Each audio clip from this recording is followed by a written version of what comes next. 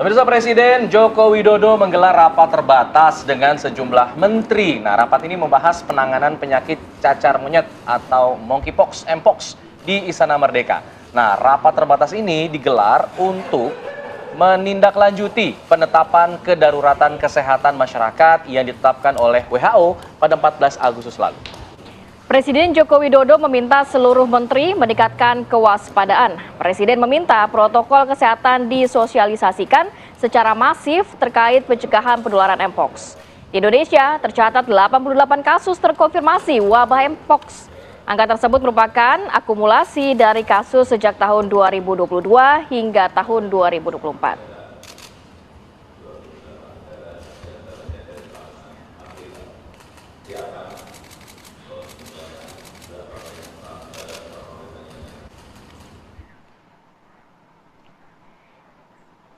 Kita ke informasi selanjutnya, pemirsa. Pasangan Deddy Mulyadi dan Erwan Setiawan mendaftar ke KPU Jawa Barat untuk maju dalam kontestasi Pilkada Jawa Barat. Pasangan yang diusung oleh Koalisi Indonesia Maju ini diantar dengan kirap kesenian dan juga budaya khas Jawa Barat.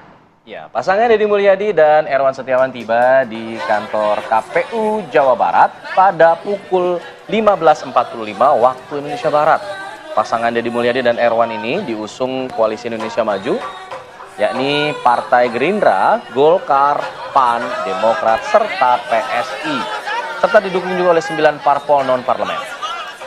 Persyaratan berkas untuk maju berkontestasi diserahkan langsung oleh perwakilan Partai Koalisi Indonesia Maju kepada Ketua KPUD Jawa Barat. Berbagai persyaratan yang dimaksud.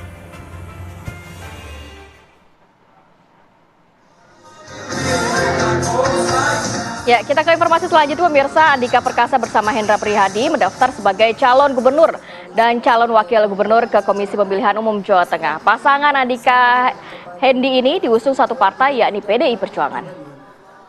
Kedatangan keduanya disambut dengan tarian tradisional. Mantan Panglima TNI ini berkomitmen mematuhi segala aturan sesuai dengan tahapan Pilkada 2024. Andika Perkasa dan Hendra Prihadi juga jadi pasangan pertama yang mendaftar di KPUD Jawa Tengah.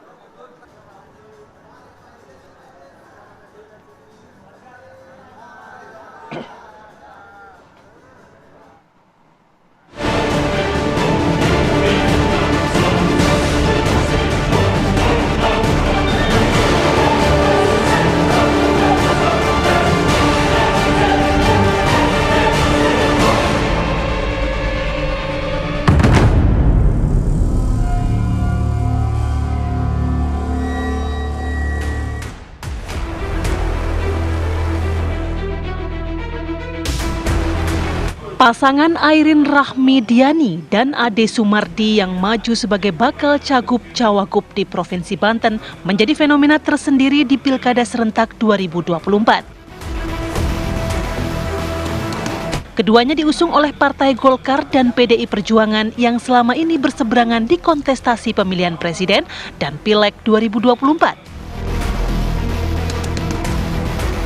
Padahal beberapa hari sebelumnya, Partai Golkar telah menyerahkan surat rekomendasi kepada pasangan Andra Soni Dimyati Natakusuma yang diusung dari Partai Gerindra bersama Koalisi Indonesia Maju. Beralihnya dukungan Golkar dari bakal cagup dan cawagup yang diusung Kim di Pilkada Banten tidak diikuti oleh partai lainnya. Pasca putusan MK, urusan pilkada memang diserahkan kepada masing-masing partai politik untuk tetap berkoalisi atau tidak berkoalisi. Presiden terpilih Prabowo Subianto menyatakan tidak pernah memaksakan pasangan tertentu untuk didukung oleh koalisi partai yang mengusungnya di Pilpres. Bahkan PKS, Partai Nasdem, dan PKB yang kini menjadi bagian dari koalisi Prabowo Gibran di Kimples pun bersepakat politik di pilkada bersifat cair. Setiap parpol bisa mengusung calonnya setelah putusan MK. Pilkada Jakarta juga bisa menjadi pertaruhan partai dalam memilih paslon yang didukung. Lantas, akankah fenomena yang terjadi di Pilkada Banten dapat terjadi di daerah-daerah lainnya di penghujung waktu pendaftaran bakal calon kepala daerah? Tim TV One mengabarkan.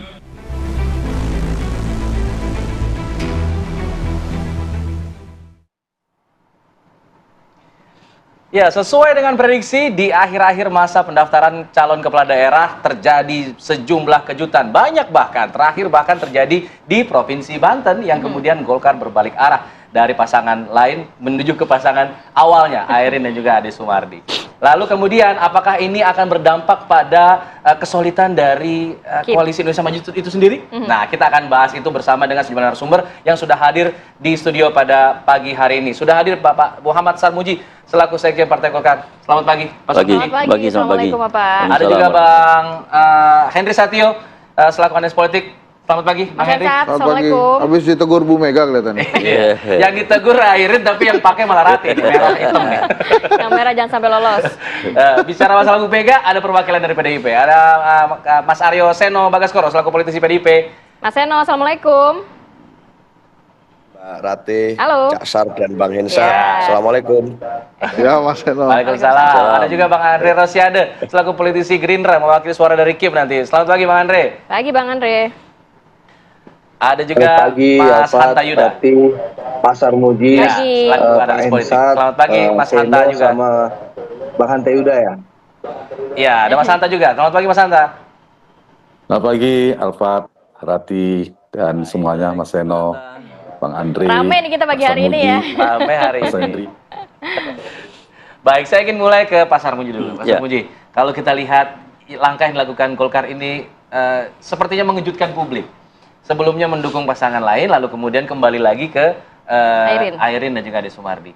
Lalu mengatakan Pak Bahlil ini barang bagus, pasti banyak yang mau. Pertanyaannya kalau barang bagus, kenapa dari awal tidak mengusung langsung, Pak? Ya, ini sebenarnya hasil dari komunikasi politik yang intens pasca Munas ya.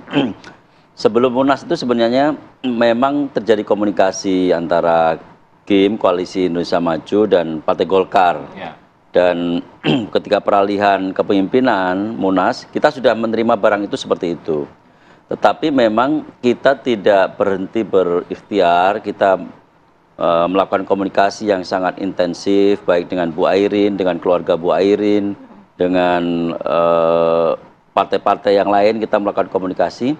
Bagaimana caranya supaya Bu Airin ini tetap diusung oleh Partai Golkar. Jadi bukan karena PDIP pidato, umumkan. bukan karena PDIP umumkan dan bukan karena pidato seseorang, bukan. Ini memang komunikasi yang intens sekali. Kalau mau jujur ini intens sekali. Mungkin publik tidak tahu kami berhari-hari itu komunikasi saban malam dengan keluarga Bu Airin, dengan Bu Airin tidak tahu. Tapi mungkin publik menspekulasikan ada apa ini, ada apa ini. Tapi Ada apa sebenarnya, Pak? tapi inilah Tidak ada apa-apa, hasil Pak. Ada apa, Pak? hasil komunikasi yang intens. Walaupun Itu saja. harus berpisah jalan dengan Kim di Banten. Ya, berpisah jalan tidak menjadi soal. Banyak kepala daerah calon kepala daerah di tempat yang lain juga tidak sama. Misalkan di tempat Pak Andre Rosiade, ini kita juga berbeda dengan Gerindra. Gerindra mencalonkan incumbent dan jadi wakil dari incumbent, Golkar ke Epriadi.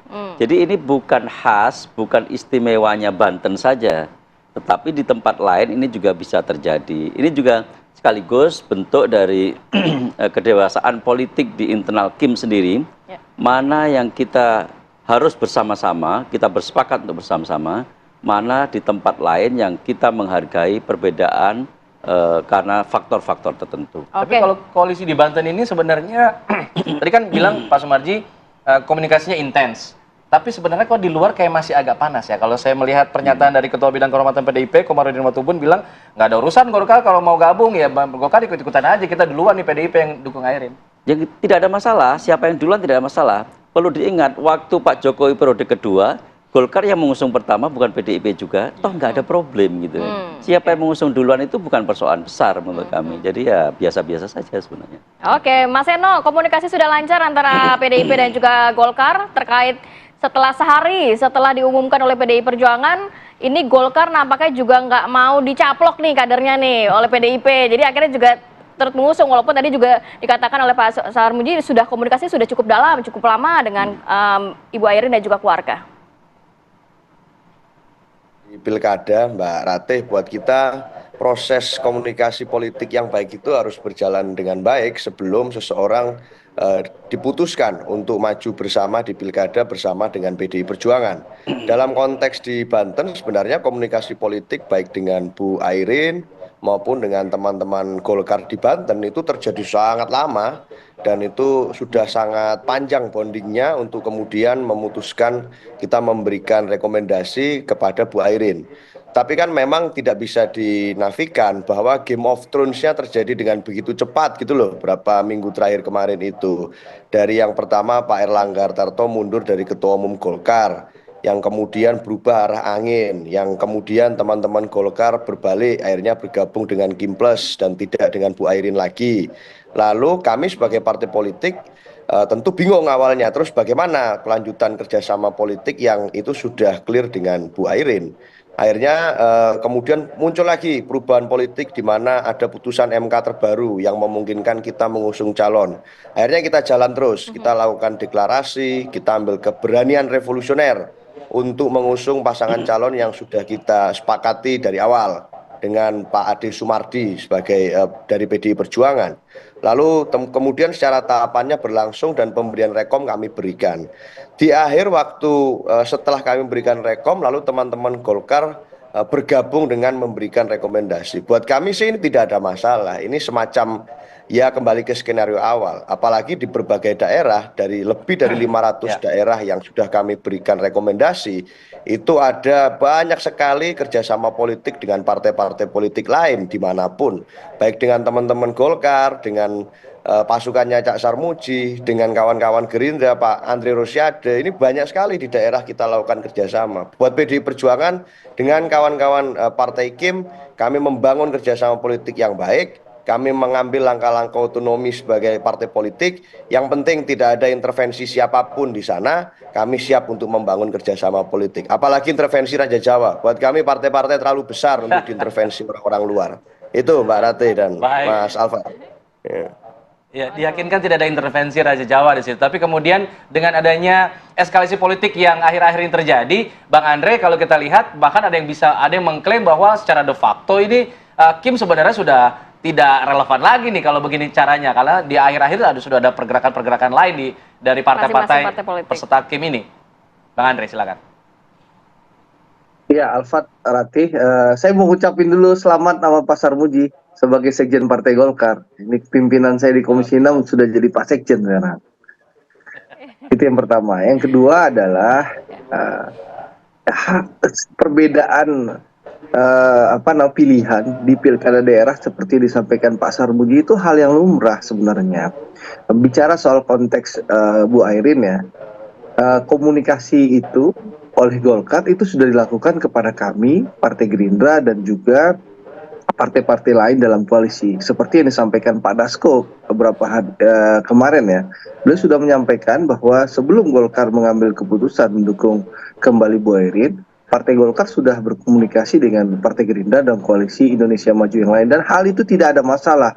Hal ini lumrah saja karena memang bagian dinamika di daerah masing-masing. Contoh di Sumatera Barat tadi disampaikan Pak Sarmuji, Koalisi Indonesia Maju ini solid, tapi pas bicara pilkada provinsi kita berbeda. Pak Sarmuji mendukung Pak EPRD, kami Gerindra bersama Demokrat mendukung incumbent, sedangkan Pak Sarmuji Golkar bersama PAN mendukung kandidat lain. Hal itu biasa saja.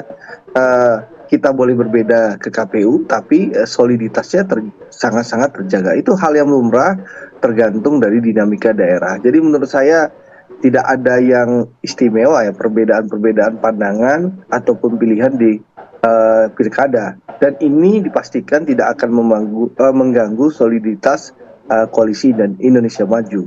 Seperti itu Alfat dan juga Rasti. Baik Bang Andre, kan kalau dari awal kan kita mendengar bahwa Kim ini ingin membawa kesulitan tersebut selain juga dari pemerintahan pusat juga ke daerah-daerah begitu ya. Cuma berarti saat ini kalau membaca langkah partai politik yang berada dalam Kim, nampaknya sejak putusan MK tersebut sudah mulai mempertimbangkan untuk mengusung kadernya sendiri dengan elektabilitas yang cukup tinggi begitu Bang Andre. Berarti kalau melihat di wilayah Indonesia mungkin ini hanya satu contoh ya Bang, mungkin bisa juga terjadi di beberapa wilayah lainnya, khususnya wilayah-wilayah yang cukup strategis.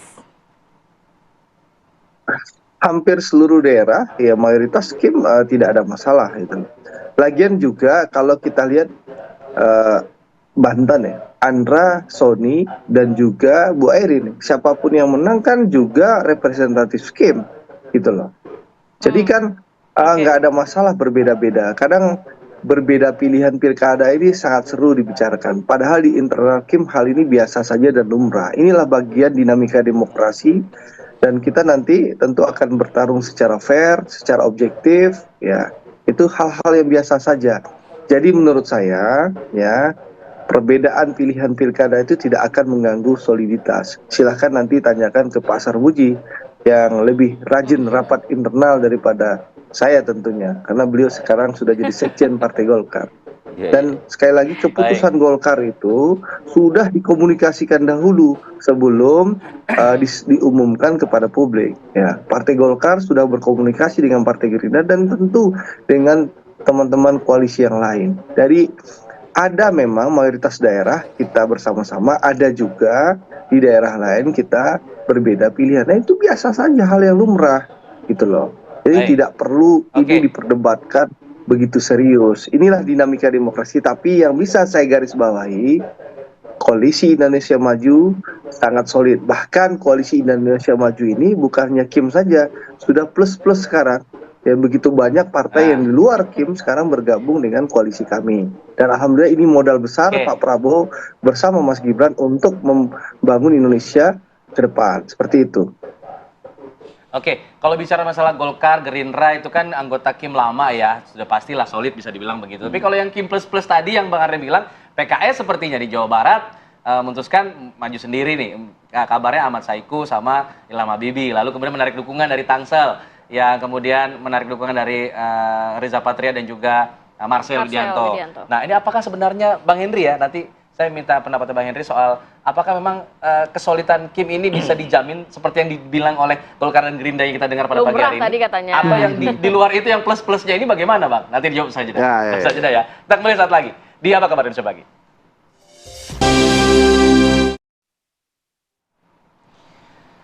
Ya Bang Heri, dinamika politik yang kemarin terjadi, kalau saya bilangnya guncangan politik lah putusan MK tadi, apakah memang benar tidak sama sekali memberi dampak pada Kim yang saat ini sedang berusaha untuk menang di beberapa wilayah di Nusantara dalam pilkada ini, atau sebenarnya ada guncangan juga di dalam? Ya kalau anggota Kimnya harus bilang ini solid, gitu ya, walaupun solid punyanya Mbak Puan kan. Solid. Tapi karena ini kan belum Pilpresnya belum dilantik, presidennya belum dilantik. Jadi kalau ditanya apakah solid, Kimnya harus siap solid. Orang belum dilantik masa udah kocar-kacir. Tapi memang antara MK, rekomendasi dengan tabiat pilkada sendiri ini memang beda-beda. Memang setelah MK ini kita lihat banyak kemudian yang berusaha untuk melepaskan diri. Waktu Bu Airin kan juga Golkar sudah sempat ke Andra Sony. Yang membuat kita semua aneh, termasuk kedai kopi yang ikut survei gitu. Itu tinggi banget kok nggak dicalonkan kader gitu ya. sendiri bahkan juga ya. Kader sendiri juga. Nah itu tapi katanya kan kemudian terjadi komunikasi, akhirnya diserahkan lagi ke Bu Airin. Sebetulnya tentang rekomendasi ini banyak yang berubah di ujung-ujung. Beberapa daerah bukan hanya provinsi, di daerah-daerah kecil misalnya Klaten. Ada orang yang calonnya ini Heri Wibowo, bagus. Cuma harus menunggu sampai di ujung-ujung. Padahal masyarakatnya menginginkan itu. Belum lagi di daerah-daerah lain. Seperti misalnya di Jawa Barat tadi disebut. Di Bandung tiba-tiba berubah. Gitu ya. Di Jawa Barat juga begitu berubah. Jadi wajar-wajar saja. Tapi apakah kemudian kekuatannya kalau di satu daerah itu bisa sesolid Pilpres? Nah ini yang enggak menurut saya. Karena pilkada ini serentak, jadi masing-masing tuh mikirin rumahnya sendiri. Kalau di Pilpres, bisa saja kekuatan Banten itu disupport dari Jakarta. Atau kekuatan di Jawa Barat itu disupport dari Banten. Tapi sekarang nggak bisa. Karena dengan pilkada ini, ya misalnya Pak Sarmuji di Banten, Golkar Banten tuh ngurusin Golkar Banten aja. Bahkan si kabupaten kota ini juga akan ngurusin dirinya sendiri, gitu. Misalnya ada Tangerang Selatan, Serang, gitu ya. Itu mereka mikirin diri sendiri juga. Artinya implikasinya gimana?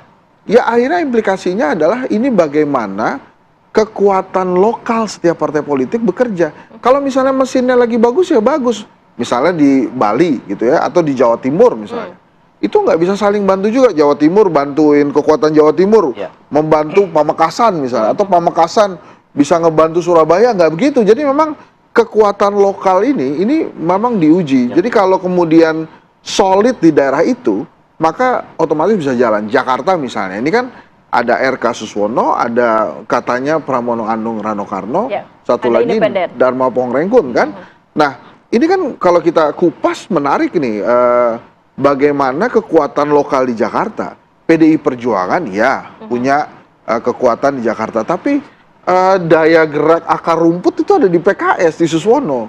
Makanya Pak Ridwan Kamil menurut saya walaupun dia pendatang, dan kemudian salah satu syaratnya kan Ridwan Kamil dia pengennya wakilnya tuh PKS karena memahami betul bagaimana mesin kekuatan lokal di PKS Jakarta itu bekerja. Karena nggak bisa kalau misalnya Pilpres Bekasi misalnya nih ya, waktu di Pilpres, wah kita kurang nih kekuatan, Kabupaten Bekasi bisa bantuin. Nah sekarang nggak bisa. Bekasi ya Bekasi sendiri. Bahkan misalnya nih di Jawa Barat ada Deddy Mulyadi dengan Ustadz Saihu gitu ya. Itu juga akan kesulitan membantu kabupaten kotanya. Jadi ini benar-benar ujian bagi partai politik yang katanya tuh kuat sampai akar rumput. Karena begini, di zaman sekarang itu kekuatan partai politik saya yakin ya, itu hanya sampai di kabupaten kota, nggak sampai kecamatan. Kenapa? Karena reward and punishment-nya itu cuma sampai kabupaten kota. Kalau nggak mau kerja, saya PAW ya, itu cuma sampai di kabupaten kota, nggak sampai kecamatan kelurahan. Sebelum ke Mas Hanta, saya mau ke Pak Sarmuji. Kalau melihat tadi kondisinya seperti itu kurang lebih berarti yang digambarkan oleh Mas Hensat ya. Berarti juga kita masyarakat bisa melihat tidak ada intervensi tanda kutip dari pusat kepada daerah-daerah dalam pilkada ini. Agak sulit karena mereka mementingkan kepentingan masing-masing. Betul, itu yang disampaikan Bang Hensat tadi betul. Jadi dinamika lokal itu khas lokal ya. Nggak bisa kemudian disamakan, bahkan satu provinsi itu disamaratakan nggak bisa. Tadi Mas Andre sudah sampaikan, banyak sekali kita, dan PDI juga sampaikan, banyak sekali kita kerjasama dengan PDI, bahkan mungkin seimbang dengan PDI, dengan Gerindra seimbang kita bekerjasamanya. Jadi memang tidak bisa disamaratakan, tidak bisa dipukul rata, dan tidak bisa diseragamkan. Karena masing-masing daerah punya kepentingan yang berbeda. Ini karakter pilkada, bukan karakter pilpres. Beda ya? Beda. Memang ada koordinasi, ada koordinasi. Di tempat mana ada koordinasi, iya. Tetapi untuk sama semua pasti nggak bisa. Kecuali dari pusat? Nah itu kalau daerah-daerah strategis menurut saya adalah, misalnya Sumatera Utara, mungkin ada kekuatan Raja Jawa di sana ya, Sumatera Utara itu. Mungkin juga daerah-daerah lain juga memang begitu. Tapi ini strategi pemenangan itu pasti dipikirkan. Bang Andre Rosiade misalnya, wakilnya Vasco, sama incumbent Buya Mahyaldi. Itu kan pikirannya, wah ini incumbent pasti kemungkinan menangnya ada nih, sehingga bisa mempersiapkan kaderisasi juga. Ada juga pemikiran seperti itu. Saya ingin ke Mas Hanta. Mas Hanta, kalau kita lihat dinamika yang sekarang terjadi, kejutan apa lagi yang kira-kira bisa tersaji nih di akhir-akhir masa pendaftaran? Ya, sebelum kejutan menurut saya ada 3 alasan ya, dinamika sangat kencang di Partai Golkar di Banten. Satu, alasannya menurut saya karena PD Perjuangan yang menstimulus mengusung Airin. Beda ceritanya kalau kemudian Kim plus berhadapan dengan bukan Airin. Jadi wajar kalau kemudian Partai Golkar mendesak Kim untuk keluar dari Kim plus yang mendukung Andra Soni itu, karena Golkar tidak mau berhadap-hadapan dihantam oleh kadernya sendiri. Itu satu pilihan rasional. Yang kedua, kita tahu Airin ini kan kader Golkar yang darah dagingnya sangat Golkar, keluarganya Golkar semua, prestasi elektoralnya juga terukur jelas, karena itu wajar boarding pass-nya Golkar memang untuk Airin. Dan yang ketiga, elektabilitasnya tinggi. Lain ceritanya kalau elektabilitas Airin di bawah misalnya hanya 1 digit, mungkin tidak menjadi variabel. Tapi kan ini sangat tinggi, jauh sekali. Kami melakukan survei berkala di Banten sampai hari ini, meskipun mungkin saja dinamis ke depan, Andra Soni bisa menyusul, tapi per hari ini peluang kemenangannya sangat besar. Nah itulah sebabnya Golkar melakukan semacam perubahan drastis. Menurut saya, tanda petik mendesak Kim untuk tidak bersama, Kim plus di Banten. Nah, Itu kaitannya dengan Kim, menurut saya satu, kalau kita diskusi pagi hari ini terkait dengan yang saya lihat yang dikawal ketat dengan penuh oleh Kim Plus itu kesepakatannya, yang bisa ditarik pada peta konstelasi politik nasional adalah Pilkada Jakarta. Tampaknya Pilkada Jakarta itu dikawal ketat. Tidak boleh, bahkan mungkin satu yang keluar, mungkin terkait dengan Anies Baswedan. Di Jawa Barat, Kim, bukan hanya Kim Plus, di Banten Kim membelah, di Jawa Barat Kim tanpa plus karena Nasdem dan PKS mengaju sendiri, di Jatim dan Jateng, daerah strategis, kemungkinan PKB itu juga ada potensi tidak bersama Kim Plus. Jadi poin saya, di Kim Plus ini ada persilangan kepentingan, tidak terakomodirnya semua kepentingan partai politik di dalam Kim Plus. Misalnya kita bicara Banten, kalau tidak berubah, tidak ada perwakilan representasi cagup maupun cawagupnya dari Golkar. Begitu juga Jawa Barat. Kalau Kim Plusnya bertahan, kita tahu PKS menjadikan Jawa Barat sebagai salah satu kantong yang berpengaruh. Begitu juga Banten bagi Golkar. Jadi tidak terwakili. Di sisi yang lain, di luar mereka memiliki titik temu. Seperti kawan dengan Nasdem di Jawa Barat, Golkar dengan PD Perjuangan di Banten. Sehingga titik temu itulah yang menstimulus mereka membuat koalisi baru. Nah, yang paling menarik lagi menurut saya satu lagi, yang ketiga, ini juga menjadi keuntungan secara politik bagi Kim Plus. Karena berhadapan dengan figur kuat, maka dibelahlah. Kalau dibelah atau alami pembelahan itu, sehingga tidak terkesan kemudian misalnya Airin berhadapan kemudian menang, maka yang terkonsolidasi itu kan kekuatan oposisi dalam konteks politik nasional. Dan itu bisa mempermalukan Kim yang orang-orang kuat di belakangnya. Misalnya ternyata kalah dengan Airin, atau kalah dengan figur-figur kuat, misalnya Anies Baswedan jadi misalnya di Jakarta, tapi kan perkembangan terakhir tidak jadi.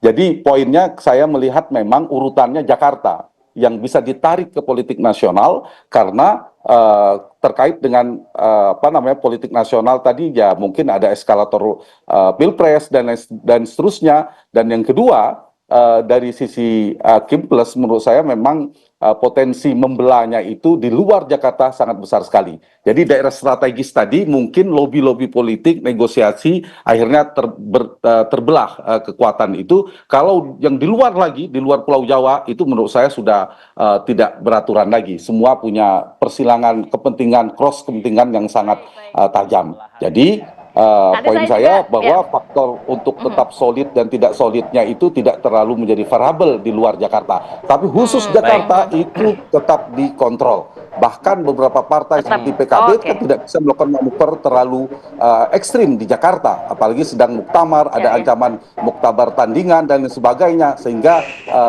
mereka sangat hati-hati jangan sampai terserimpung oleh manuvernya sendiri. Untuk khusus Jakarta, saya garis bawahi khusus Jakarta. Di luar Jakarta sepertinya khusus tidak. Jakarta. Baik, khusus Jakarta. Ini menarik, nanti saya mau lanjut ke Pak Sarmuji, Bang Andre dan juga Mas Seno. Akan seperti apa untuk Jakarta? Apakah tadi dikatakan kalau Jakarta, kalau Kim ini masih solid nih. Nah, bagaimana dengan PDIP? Kita akan sambung lagi di segmen berikutnya, tetap bersama kami.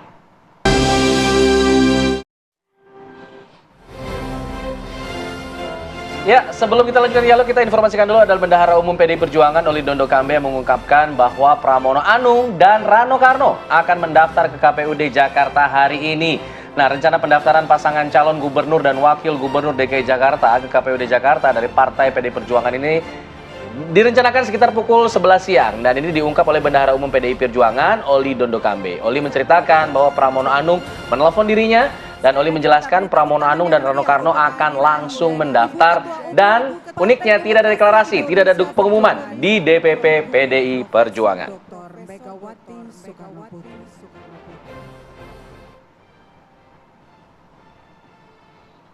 Besok mendaftar jam 11. Bersama Pak Rano Karno pasangannya? Sama Rano Karno. Akan ada pengumuman dulu konferensi di PDI? Nggak ada, langsung di pendaftaran. Jadi kita langsung liput di pendaftaran. Langsung di KPUD aja. KPUD. Jam 11. Ya? Jam 11. Jam 11. Jam 11 siapa Pak ini? Untuk Jabar siapa kira-kira Pak? Waduh, itu Jabar masih Pak Sekjen. Tadi Pak Pram telepon saya, Pak Oli saya daftar jam 11. Apa kira-kira pertimbangan dari PDIP memilih Pak Pram? Aduh, itu kan bukan bendahara, urusannya bukan pertimbangan. Aku kalian nanya jadi aku nyampein aja. Ya. Jadi kalau dari Pak Prabowo sendiri sudah komunikasi dengan Pak Jokowi gitu, meminta restu untuk. Waduh, mana saya tahu, tanya Pak Prabowo. Ya. Sip. Nampaknya PDI Perjuangan sudah bersiap untuk mendaftarkan calonnya di KPUD nanti ya, Jakarta. Apapun resikonya. Apapun resikonya. Tapi saya mau ke Pak Sarmuji, menyambung pertanyaan yang tadi. Pak Sarmuji, tadi ada poin penting terkait Pilkada Jakarta. Yang pertama, apakah memang benar ada pantauan khususnya untuk di Jakarta nih? Jadi Kim ini tetap solid. Terus yang kedua tadi dikatakan bahwa Golkar mengambil keputusan untuk tetap mengusung Bu Airin karena tidak ingin berhadapan-hadapan dengan kadernya sendiri di Banten.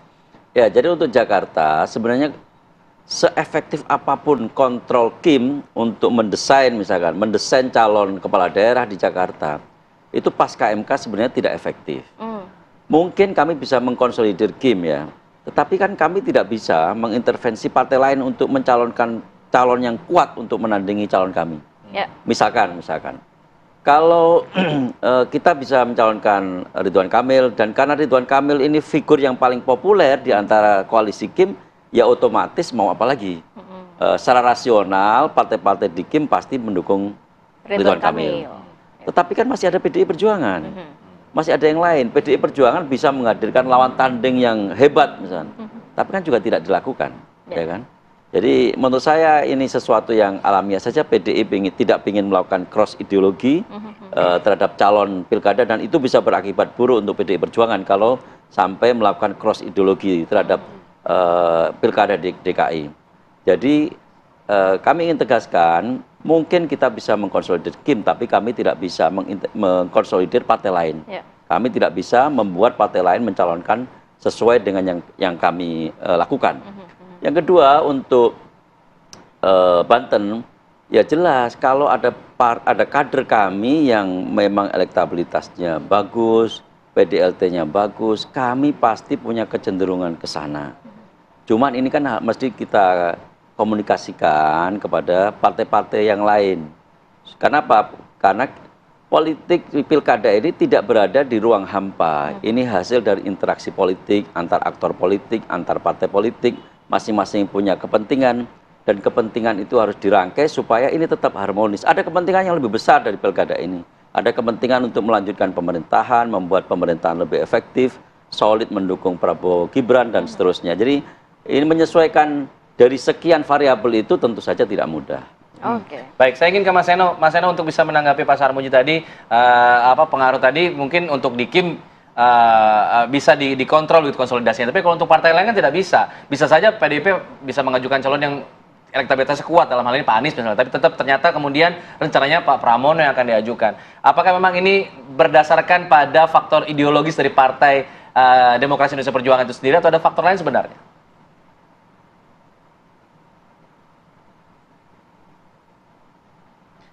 Mas Seno, masih tersambung bersama kami?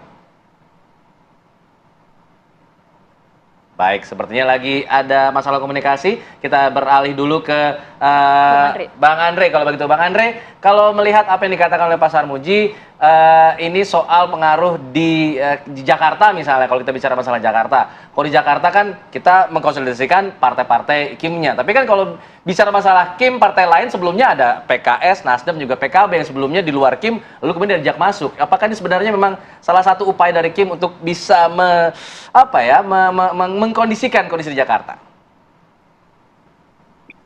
Ya begini, dari awal kalau bicara konteks Jakarta, sebelum Pilpres pun ya kontestasi dimulai, kami Partai Gerindra sudah melakukan dan memberikan dukungan kepada Kang Emil ya, secara terbuka. Ya, dari awal Partai Gerindra sudah memberikan dukungan kepada Kang Emil, termasuk Partai Golkar juga memberikan dukungan. Itu jauh sebelum Pilpres. Itu satu. Yang kedua, ya sekali lagi tentu kami ya ingin koalisi Indonesia Maju ini dukungannya semakin luas. Wajar saja kalau kita berkomunikasi dengan seluruh pihak ya yang ada di luar koalisi Indonesia Maju untuk bersiap bersama-sama bergabung mendukung pemerintahan Pak Prabowo. Dan alhamdulillah itu terjadi. Nah, dengan dukungan kepada koalisi Indonesia Maju jadi Kim plus itu, ini berimbas kepada DKI, sehingga alhamdulillah juga Kang Emil yang kita usung sejak dulu itu mendapat tambahan kekuatan dari partai-partai yang lain yang dulu di luar koalisinya Pak Prabowo, yakni Koalisi Indonesia Maju, di mana PKS sekarang menjadi wakil Kang Emil, Nasdem dan PKB pun memberikan dukungan kepada Kang Emil. Ini patut disyukuri. Tentu di daerah strategis seperti DKI ya, tentu kami berharap tentu dalam rangka bagaimana gubernur bisa mendukung kebijakan pemerintah pusat, tentu kita harapkan bahwa gubernur DKI bisa bersinergi dengan Presiden Republik Indonesia nantinya. Hal itu hal yang lumrah dan biasa saja itu loh. Begitu Alfard dan Rati. Oke, baik. Saya mau ke Mas Eno. Mas Eno, kalau melihat Pilkada Jakarta tadi Kim sudah solid, tidak akan mungkin berubah haluan begitu ya. Kalau dari PDIP sendiri seperti apa? Nah, apakah Jakarta ini cukup alot sampai gelombang ketiga juga belum ada yang diumumkan? Kalau dengar-dengar ini namanya Pramono Anung dan juga Rano Karno, ini lebih karena faktor ideologis atau ada yang bilang faktor politis? Ini nama Pramono ini cukup aman untuk internal dari PDIP maupun eksternal PDIP sendiri? Ya, kalau di PDI Perjuangan tidak ada namanya main aman. Di semua pemilu tentu kita berharap menang.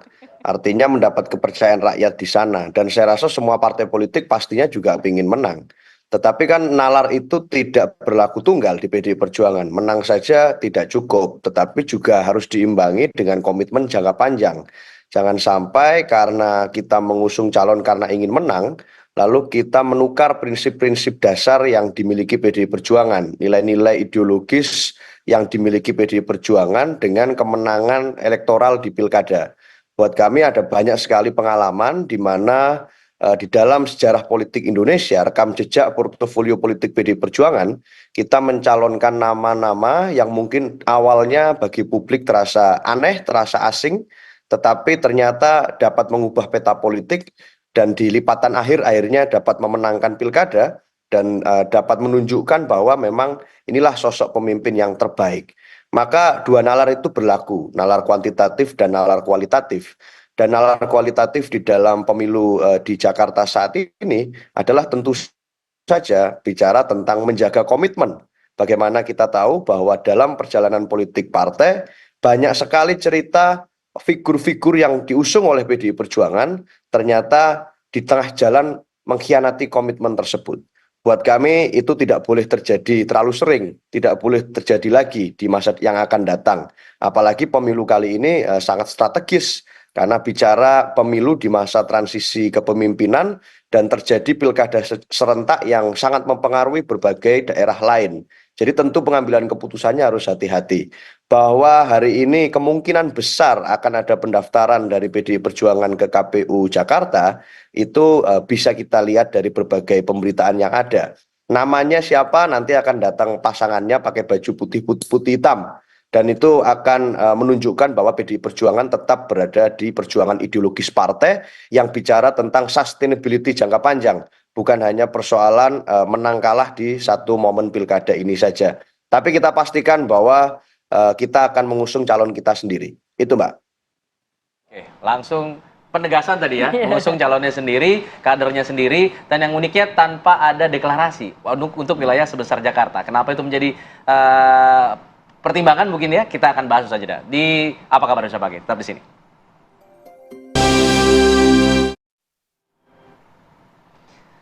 Sebelum lanjut dialog, kita akan pantau dulu bagaimana prosesi jelang pendaftaran untuk calon kepala daerah di Jawa Timur. Ada rekan kami Goldi Gumilang akan mengabarkan dari kediaman dari tempat Khofifah Indar Parawansa yang juga akan mendaftar pada pagi hari ini. Goldi, silakan. Alhamdulillah. Sugeng rawuh, selamat pagi. Selamat pagi pemirsa, hari ini dipastikan pasangan calon Khofifah Indar Parawansa dan juga Emil Estianto Dardak akan mendaftar ke Komisi Pemilihan Umum Daerah Jawa Timur pada pagi hari ini. Bisa dilihat pemirsa, saat ini kami berada di kediaman Khofifah yang berada di Jemur Sari, Kota Surabaya. Di belakang ini mulai dari simpatisan dan juga relawan mulai berdatangan untuk nanti bersama-sama mengantarkan Khofifah dan juga Emil ke KPU daerah Tegalsari.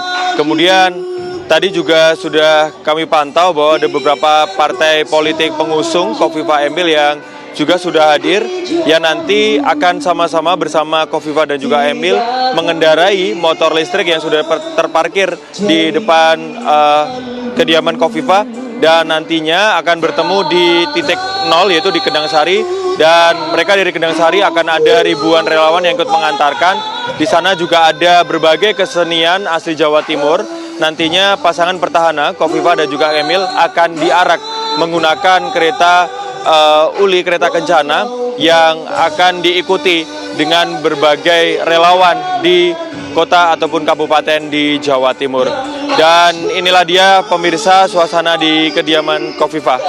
Kembali ke studio. Baik, terima kasih Goldi Gumilang atas laporannya langsung. Nanti kita juga akan pantau bagaimana proses pendaftaran calon kepala daerah pada pagi hari ini. Saya mau ke Pak Sarmuji. Pak Sarmuji, kalau melihat selain juga di wilayah Banten, nampaknya di Lampung ini juga DPP Partai Golkar secara mendadak berubah rekomendasi calon gubernur Lampung sehari jelang pendaftaran ke KPU. Jadi cukup banyak atau nantinya akan ada lagi perubahan-perubahan begitu. Untuk daerah lain seperti apa dari Golkar sendiri, Pak Sarmuji? Enggak, dinamikanya memang nggak berhenti ya. Kita ini, pilkada ini serentak luar biasa lah dinamikanya. Bahkan sampai tadi malam, itu ada 2 bupati mundur. 2 bupati mundur? Satu Banjarmasin, satu di tempat Sulawesi Utara, itu mundur. Ada juga misalkan di Kabupaten Bekasi, calon bupatinya sama, calon wakilnya berbeda antar partai politik, kan memang luar biasa dinamikanya. Jadi tidak sesederhana yang kita bayangkan. Jadi menurut saya dinamika itu ya biasa-biasa saja. Itu khas dinamika pilkada lah itu. Apalagi dilakukan secara serentak. Itu yang memusingkan itu saja. Kalau satu-satu atau bisa terbagi jadi 3 tahapan mungkin berbeda suasananya. Itu semua langsung kemudian diurus oleh DPP. Kemudian apa jika ada daerah-daerah yang di daerah luar Jawa misalnya diserahkan ke DPD-nya langsung atau bagaimana? Enggak, otomatis DPP karena rekomendasi atau formulir B persetujuan parpol itu dari DPP. Jadi otomatis DPP. Jadi daerah tetap mengusulkan, karena kan yang tahu tentang daerah itu adalah daerah masing-masing kan. Calonnya siapa kekuatannya, asal-usulnya seperti apa, peluang menangnya seperti apa kan daerah. Mereka yang mengusulkan pada DPP, tapi kan DPP terlibat memverifikasi bener nggak informasi itu dan seterusnya. Permainan di bawah gimana tuh Jen, monitornya tuh? Permainan quote and quote Jen ya? Ya memang tidak bisa semua kita kontrol ya, apalagi Golkar dalam waktu 4-5 hari harus memverifikasi sekian banyak itu. Tetapi memang kita telusuri historinya, jadi kita tetap libatkan informasi yang kemarin sudah terlibat dalam tim pilkada, tetap kita minta masukan-masukan mereka sehingga historinya itu tetap berlanjut. Bahkan ada beberapa daerah yang juga minim yang diusung ya? Ada daerah yang cari calon itu sulit. Nah, saya tunjukkan daerah mana calon sulit. Di Luwu Utara. Di Luwu Utara itu kita pemenang pemilu. Tapi kemudian calon kita mundur juga. Tapi alhamdulillah dapatnya lebih bagus lagi, yaitu calon anggota DPR RI Fauzi, istrinya itu adalah kepala daerah sebelumnya, dan kemudian kita minta dia untuk maju, ternyata mau gitu. Kalau dia nggak mau, kesulitan juga. Tapi insya Allah daerah itu juga insya Allah Golkar menang lagi. Baik, nanti kita masih ada segmen lagi pemirsa. Saya mau mendengar suaranya Bang Hensat soal kemudian konstelasi yang sekarang kalau Golkar bilang memusingkan, bukan serentak ya. Usai jeda, kami kembali saat lagi. Ya, saya ingin ke Bang Hensat. Bang Hensat, ini kita segmen terakhir, mungkin bisa singkat saja pantauannya untuk hari ini. Kejutan apa lagi mungkin bisa tersaji? Sebetulnya yang masih kita tunggu selain Jakarta kan Jawa Timur ya. Makanya nanti tolong ditanyakan juga ke Mas Eno, Bu Risma itu jadi atau tidak. Karena kan saya dengar juga ada kerjasama antara PKB dan PDI Perjuangan ya. Tapi begini ya, menurut saya mudah-mudahan setelah pilkada ini selesai, DPR yang baru itu bisa mengolah lagi RUU pemilu kita. Karena ternyata bila ada pilkada terlalu dekat dengan pilpres jadinya kayak gini nih. Apalagi belum dilantik presidennya. Sehingga setiap partai politik tidak ingin kekurangan atau kehilangan jabatan. Tidak ingin kehilangan kue kekuasaan. Jangan sampai jatah menteri saya dikurangi gitu ya. Sehingga semuanya itu menjaga kesulitan sebetulnya bukan buat kemenangan pilkada juga jangan-jangan, tapi supaya kursi menterinya nggak dikurangi. Nah itulah yang membuat pelik pilkada kali ini. Dan kemudian yang selanjutnya menurut saya partai politik juga mesti memberikan sinyal-sinyal kepastian komitmen kepada para calon-calon cakada itu. Ini kan banyak yang di ujung-ujung baru dikasih. Jadi ada yang nungguin, ada yang harap-harap cemas, tahajud, wiritan segala macam tuh keluar-keluar semua. Nah ini nanti setelah proses pilkada pada saat dilaksanakan mudah-mudahan daerah-daerah strategis tidak ada yang bergolak dan bisa aman-aman aja. Oke, saya mau ke Mas Seno. Ada pertanyaan tadi dari Bang Hensat. Jadi gimana nih pilkada Jawa Timur ke siapa nantinya Mas Seno, bersama PKB atau gimana? Dan juga daerah-daerah lainnya. Oke, Mbak Ratu, terima kasih. Kemungkinan besar apa yang dikatakan Bang Hensat betul, bahwa figur di Jawa Timur dari PDI Perjuangan kemungkinan besar perempuan. Dan memang mengerucut ke nama yang tadi disebut oleh Bang Hensat. Tetapi saya nggak mau diisi kerso lah, nanti akan ditampakkan sendiri. Tapi prinsipnya di PDI Perjuangan, Mbak, saya rasa kalau bicara dari judul, apakah ada kejutan perubahan atau tidak, sebenarnya kan di banyak daerah termasuk Jakarta tidak ada kejutan, karena dari awal juga kita tidak atau belum mengumumkan nama. Jadi nggak berubah di detik akhir, tapi memang proses fit and proper, proses persiapan untuk menentukan calon ini ada waktunya. Tahapannya juga Jakarta juga salah satu provinsi yang kita simpan terakhir, seperti Jatim, Jabar ya, dan Lampung termasuk terakhir-terakhir. Di Jakarta setidaknya dari berapa lama saya sudah bilang kan, bahwa inisial cagup yang dari PDI Perjuangan kemungkinan besar adalah A. A itu bisa Ahok, bisa Anies, bisa juga Anung gitu kan. Jadi ini kita lagi menunggu kan A-nya siapa nanti di KPU. Tetapi saya kira ini semua tentu pilkada saat ini menjadi pembelajaran bagi semua parpol. Yang pasti kita berharap agar apa yang menjadi putusan MK kemarin bisa kemudian membuka ruang demokrasi yang lebih luas bagi siapapun. Tidak hanya untuk kami, tapi juga untuk parpol-parpol lain menjadi wahana kaderisasi yang terbaik bagi setiap parpol mengajukan kadernya. Itu Mbak. Oke, saya ingin ke Bang Andre. Bang Andre, silakan. Mungkin ada kejutan mungkin dari Gerindra di akhir-akhir pendaftaran ini. Ya, sekali lagi mari kita tunggu saja proses pendaftaran yang sedang berjalan. Kalaupun ada kejutan nanti mungkin ada ranah pimpinan yang akan menyampaikan. Tapi jelas saat ini proses pendaftaran terus berjalan. Kemarin saya sebagai Ketua DPD sudah mendaftarkan calon gubernur kami. Nah hari ini saya setelah live ini akan keliling Sumatera Barat untuk mendampingi calon bupati maupun calon wali kota yang akan mendaftar ke KPUD kota dan kabupaten. Jadi ini kita lagi kerja-kerja di lapangan hari ini.